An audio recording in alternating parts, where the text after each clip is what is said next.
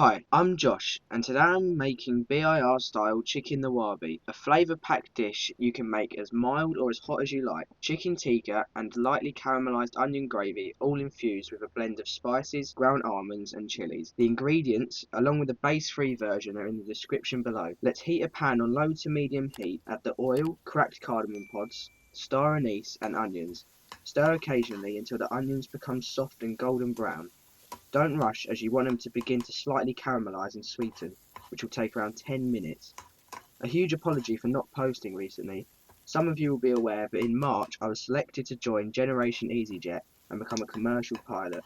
As you can imagine, with that and my A-levels the last few months have been very hectic. Now within the garlic and ginger paste, I'm using frozen supermarket blocks here, tomato puree and the sliced finger chillies, and stir to combine. When going for a hotter dish, I also like to add a scotch bonnet at this point. Add a spoonful of base, stir through, and cook for around a minute or two until the initial bitter smell of the garlic and ginger disappears.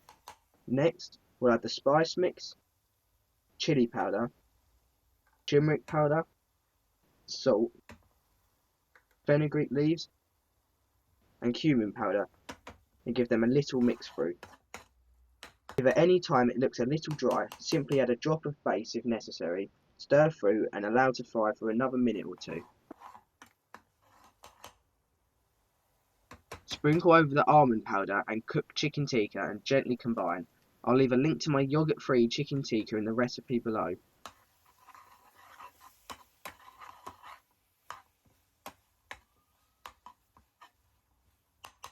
Add a little more base and stir through again. If you're using raw chicken, add it now. Gently stir to coat and allow to reduce for a few more minutes. Add the rest of the base and combine well. I'd like to say a huge thank you to everyone who supported my journey this far. East at Home for sponsoring me, and those who donate and everyone watching my videos. Allow the sauce to reduce by half, then add in the mango chutney and the garam masala. Stir through and allow to reduce until the sauce is almost the thickness you require, and if using raw meat, it's cooked through.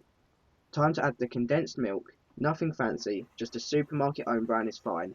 The creamy taste gives this dish a beautiful, rich, sweet hit before the chillies kick in. To save waste, split the leftover condensed milk into tubs and freeze for use later. The addition of all the base should now have floated the cardamom pods and star anise to the top, so it's time to fish them out if you can see them.